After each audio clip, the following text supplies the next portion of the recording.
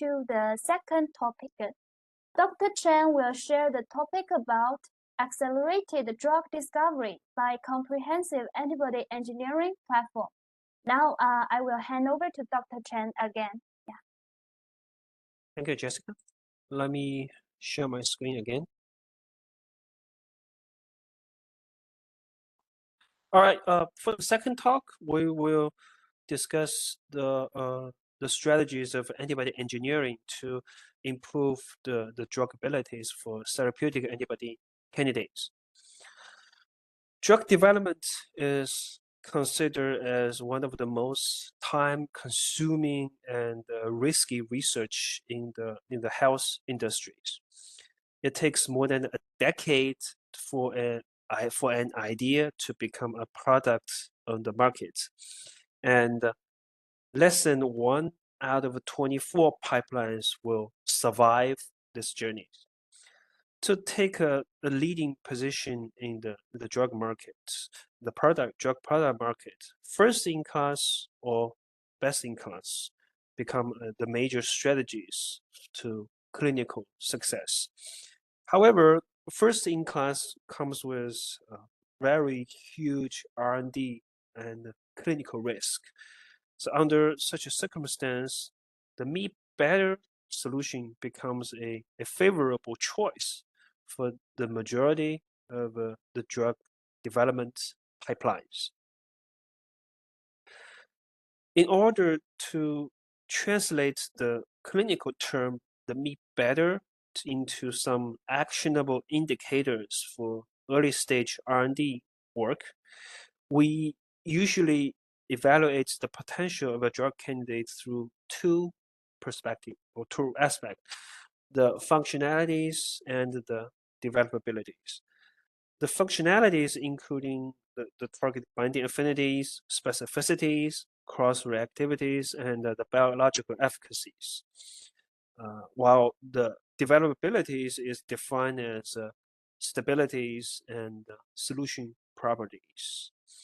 Only a very small percentage of leads can meet both sets of criteria and become a viable candidates for the downstream process development.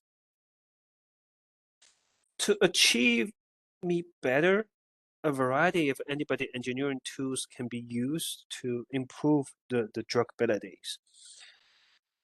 Humanization is a pretty common practice nowadays to reduce the immunogenicity by replacing the framework of ribo region with human version, while the developability is achieved through a panel of analytical tools and removal of post-translational modifications and hydrophobic residues. In parallel, affinity maturation is accomplished by saturation mutations within the CDR regions, and the FC engineering enables gain or loss of effector function to facilitate the desirable drug MOAs. Nowadays, most of this work is done in a smarter way by a combination of a structure modeling based designing and extensive amount of wet lab work. Next, we will go through the technical details of this engineering approach one by one, starting with humanizations. Humanization is a process of replacing the non-human antibody framework with human ones. The goal here is to improve the similarity to antibody variants produced naturally in humans. Both chimeric and CDR grafted antibodies are considered as certain ways of humanization, with differences in terms of a humanization level measured by the percentage of a human sequence. Usually, the higher of the percentage, the lower of the immunogenicity risk. Successful antibody humanization depends on maintaining the affinities after replacing the framework residues. In general, CDR grafting is probably the most popular strategy for that. In order to maintain the functional property after the humanization, design and screening the site for the back mutation within the framework regions is becoming a crucial factor. This process is called the back mutation design and screenings. Homology modeling tools is often employed to help with the mutation design process, while library technologies is also included for further screening and characterization of numerous combination of mutation candidates. During the humanization process, there are a couple of special considerations for certain species. For instance, the rabbit IgG often comes with a longer CDR3, and it needs to be taken into considerations when choosing suitable human framework to fit this oversized loop. Single domain antibody is another example, which contains inner CDR disulfide bond and a group of hydrophilic residues. Changing of these motifs during the framework replacement may lead to loss of its unique biochemical and biophysical features. In addition to humanization, immunogenicity assessment and de-immunization has gained more and more attention during the early R&D stage. Several databases, public available databases such as the IEDB, can help to assess the immunogenicity through the T-cell epitope predictions, while the CDR humanization is another common approach to further reduce the immunogenicity risk. Currently, GenScript ProBio team offers two different humanization service packages, both of which comes with guarantee of affinity retaining and include humanization sequence design, humanized antibody candidates purification, and the affinity measurement by BioCore SPR. You can also choose to add the optional package of developability predictions for post-translational modifications, immunogenicity, and aggregations.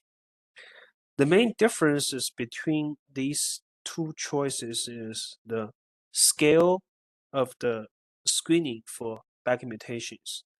The deluxe package will go through every possible combination of a back mutation by mini libraries.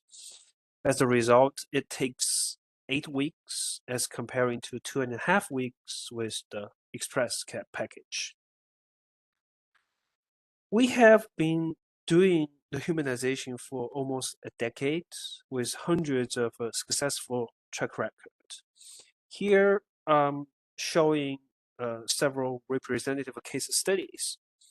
First is an example of a humanization with mouse IgGs. The affinity of the humanized candidates is successfully retained at the same range as the parental ones. Sometimes people may prefer using flow cytometries instead of a BioCore SPR to evaluate the actual cell binding affinities.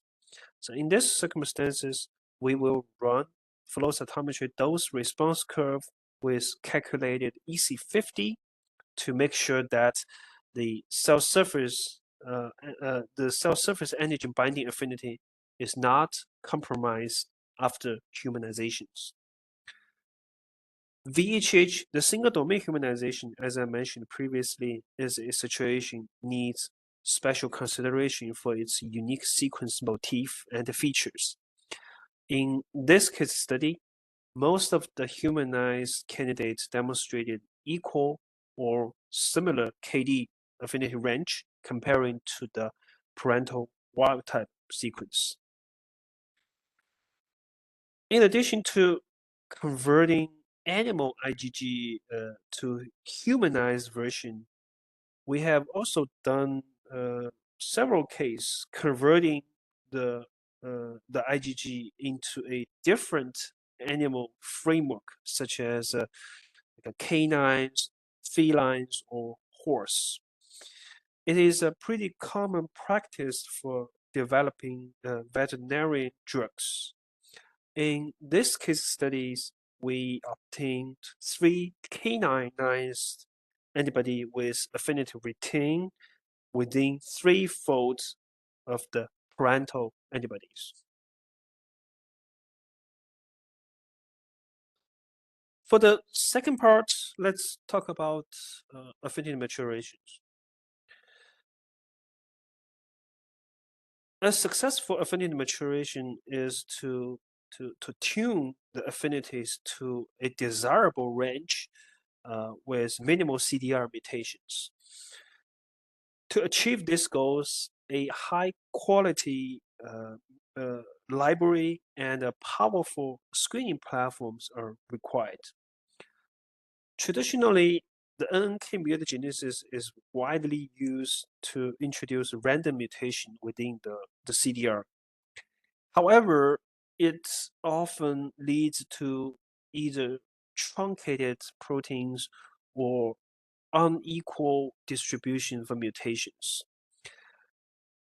Nowadays, instead of using the NK, we're using either the precise mutagenesis or the trimer combinatorial mutagenesis to generate the mutation libraries.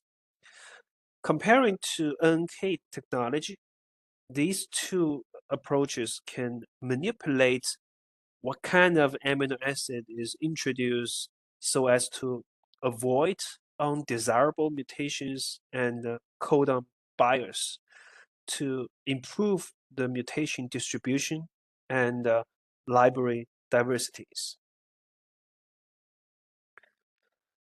Considering the fact that the theoretical size of a saturation mutation covering all 6 CDR is at the level of 20 to the power of 60. It is just impossible to build a library with such scale to encompass all of these variants. It's just too large, too many of them. In real world, people have to confine the region of a mutation to limited residues in each CDRs. Nowadays, we have more powerful tools to tackle with these situations. Modeling softwares such as MOEs can greatly reduce the candidates of saturation mutation residues by rational designs. For instance, we typically follow the 4R principles. The residues located on the interface, the residues with interaction with the antigens, the residues close to binding regions, or the residues considered as hotspots based on previous experience. So by doing this, we can narrow down the candidate's residue from more than 60s to less than 35 to 30. Moreover, collective data from more than 100 previous projects gave us more clues that the CDR3 usually comes with more mutation hotspots than the other 2 CDRs.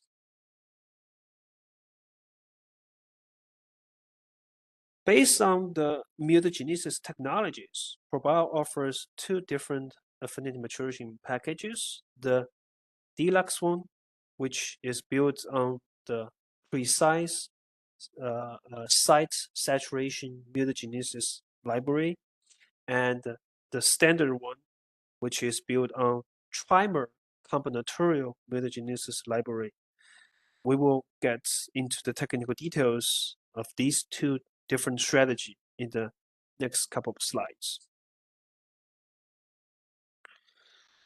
In the deluxe package, after the selection of the mutation hotspot by MOE or any other modeling softwares, we can use the precise mutagenesis technology to create a saturation mutation library for each hotspot. The key feature of this technique is that it can accurately control the distribution of the mutations. For instance, it can evenly distribute the mutation of one residue to the other 18 residues, excluding the cysteine and itself, without any bias. This is particularly crucial to cover as many mutation variants as possible within a manageable scale of a library size. Moreover, a two-step based library is utilized to facilitate the maximum coverage of a mutation across the whole CDRs. During the first step, one saturation mutation library is created for each selected CDR hotspot. Total of roughly 30 to 35 saturation mutation libraries will be generated at this stage and screened by SPR-based affinity rankings. Then the beneficial mutation identified from the step number 3 will be built into a secondary combinatorial library for a further affinity ranking to identify the best combination of mutations with the highest affinity improvements. Here are a few case studies applying the strategy mentioned in the previous page. We have successful cases to improve the antibody affinity from nanomolar range to single-digit picomolar range, which is already the upper detection limit of the Biocore SPR. We also have extensive experience in single-domain antibody affinity maturation, and in this case studies, the antibody candidate is improved by 50-fold from 10 to the minus 7 to almost to the 10 to the minus 9. These case studies demonstrate that this precise mutagenesis library strategy is superior to the conventional approach, especially to achieving extreme high affinities. Besides saturation mutation strategy as discussed so far, we also conduct affinity maturation through trimer combinatorial mutagenesis and phage libraries. Based on the MOE modeling, we will select the CDR hotspot to directly generate a combinatorial mutation library and use the phage as the carrier to display and screening the candidates. With this strategy, as shown in this case studies, we also able to improve the affinity by hundreds of folds from nanomolar to picomolar.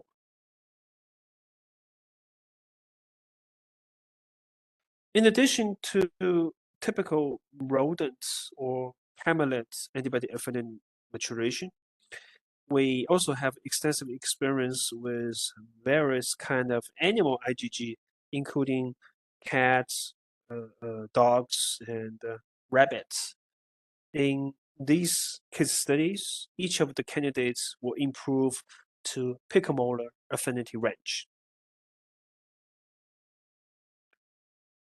Next, let's move on to the FC engineering part.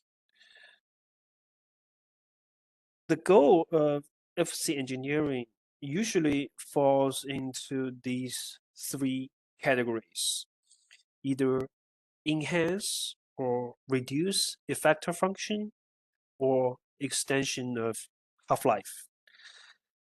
These features are achieved by mutations within the FC region to modulate the binding towards different types of FC receptors. For instance, the DLE triple mutations is commonly known to enhance the ADCC effector function through increasing binder to the Fc gamma receptor 3 alpha, while the reduced glycosylation by the N297A mutations will reduce the Fc gamma receptor binding, leading to decreased effector functions.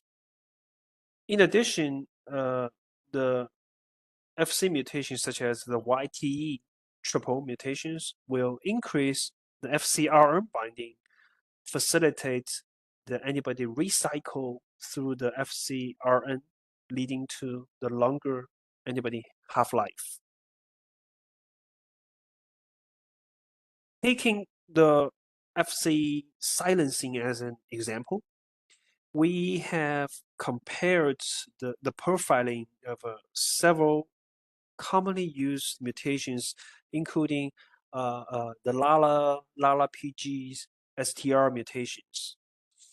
All of these mutations can significantly reduce the Fc gamma receptor and the C1q binding to different levels as measured by SPR and ELISA, while maintaining the normal binding to FcRn at the bottom panel, which is pretty crucial for maintaining the proper protein half-life. Remember, the FcRn is responsible for the antibody recycling, which leads to the determination of antibody half-life.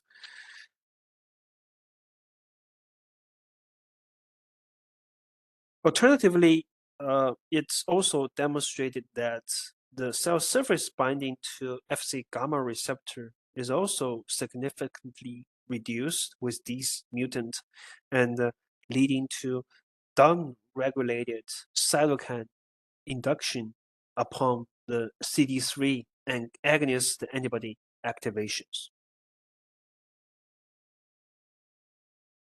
All right. So for the last part, let's talk about the developability assessment and optimizations. Typically, there are three checkpoints for developability assessment. The first checkpoint is during the humanization stage.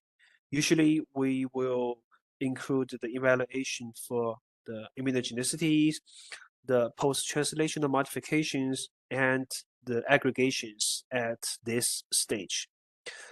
All of this work are done by computer-based technology. So that's why we call it in silicon developability analysis. The second checkpoint is after finalizing the sequence, but before the animal-based experiments. We will conduct the in vitro assay to assess the non-specific bindings, the self-interactions, and the plasma stabilities. The last checkpoint is around the time of selecting the final preclinical candidates for cell line generations. It's commonly known as the manufacturability assessment, especially the stabilities under stressful conditions such as high temperatures, repeated freeze-thaw cycles, and acidic or basic solutions. Next, I will choose some of these platforms for further detailed discussions. First, let's talk about the PTM, the post-translational modifications. The PTM is one of the major concerns for biological therapeutics, especially for those existing within the CDR regions. These PTMs, such as glycosylations, deamidations, isomerizations, unpaired cysteines, poses potential issues to the functionalities and the stabilities of the antibody candidates. In order to mitigate this risk as early as possible, we usually consider removing these hotspots based on its risk levels. For instance, unpaired cysteines, isomerizations, deamidation, and glycosylations are generally considered as a high risk and needs to be mutated to eliminate these hotspots, while the oxidation is generally considered as okay, and we tend to keep it as is because the mutations will bring additional issues such as loss of affinities, loss of functions, changing in the immunogenicity profilings, all these kind of issues.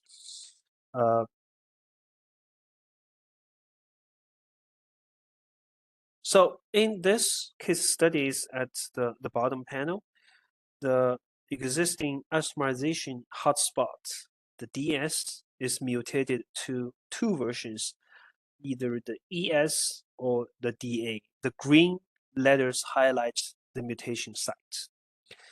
After site-directed mutagenesis, affinity validation by flow cytometry is conducted, and only one of the mutations, the D2E mutations, successfully retain the antigen binding affinities, while the other one showed significant impacts on the antibody activities. In addition to post-translational modification hotspots, aggregation is a more challenging issue when it comes to optimizations. Improvement of this intrinsic properties will improve the solubilities, the titers, the yields, and the safety features. Currently, the optimization of aggregation largely relies on in silico modeling by calculating the area of a hydrophobic patch around the CDR pocket. With the help of a modeling software like MOE, we designed three versions of the mutation to disrupt the hydrophobic patch.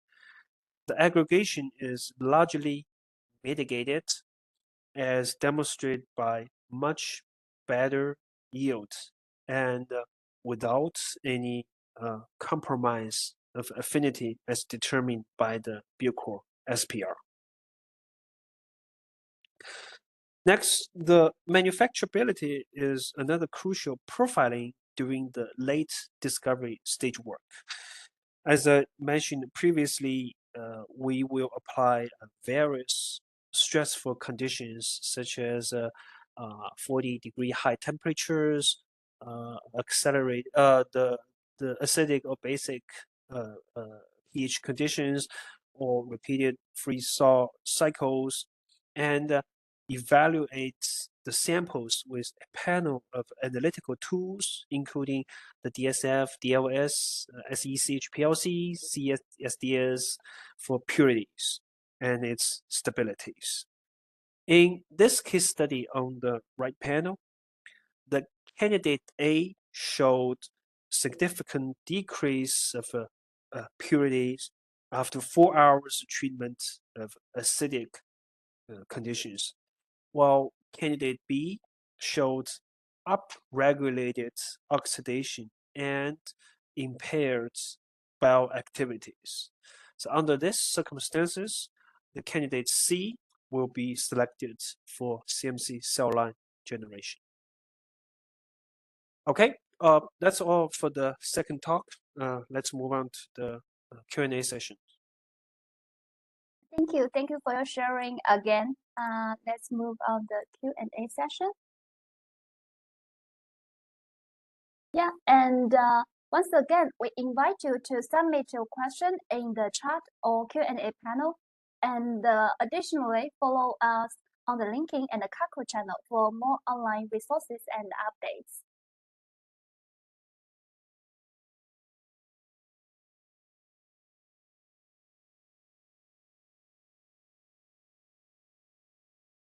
Okay, here comes a pretty long question. In terms of antibody optimization, I don't want to have ADCC and the CDC effects, but I don't want to use IgG4 because IgG4 can be problematic with CMC. Is it possible to use the IgG1 isoform and optimize to eliminate ADCC and the CDC effects? Is the transformation technology in this area mature at present? And what are the optimization ideas? Does ProBio has a success story? Okay, yes, it's a pretty good question. Actually, most of the people actually prefer the IgG1 mutated version versus the IgG4 when it comes to the FC silencing, because first of all, IgG4 still have some residual FC effector functions. It cannot be 100% eliminated. Second, IgG4 has its own issues like the Fab arm exchange issues. So that's why a lot of people prefer using the IgG1, but not the wild type, but with the FC mutated versions, as I showed in the presentations. There are several options in terms of these mutations, such as the LALA mutations, the LALA PG mutations, the STPR mutations, and there are several others reported in patents or in literatures. Some of these mutations is only able to abolish the FC effector function to a certain level, like the LALA. There are still residual effector functions, but some of them is able to almost completely eliminate the effector functions. So that's the first things. You need to make the decision based on how clean you want the effector function to be eliminated. Second of all, it's about the IPs. Some of these mutations comes with the patent protections. First of all, the LALA comes with FTO. It's reported by literatures. There's no patent, but the LALA PG is still under patent protections, and there are several other mutation options protected by patent. Some of them are about to expire, but some of them there are still several years to come. So that's the second considerations you need to consider when you're considering choosing the proper IgG1 FC mutations to silence the FCs. In terms of the developabilities, I think majority of these mutations are well characterized and validated by clinical benchmark, so I would not be worried about it. Some people may interested in identifying novel FC mutations to be free of the limits by the patent. But technically, it's pretty challenging because I think a lot of people have go through the FC regions with extensive amount of work, and most of those mutation sites that can silence the effector function is already discovered and reported.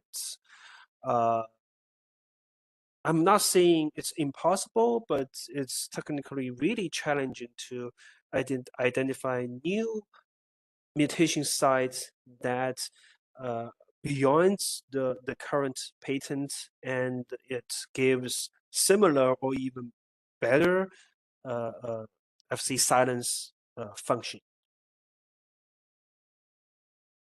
Okay, thank you. Thank you for your very clear and detailed sharing. And the next question is, how reliable is the immunogenicity prediction? Well, it's a really complicated question.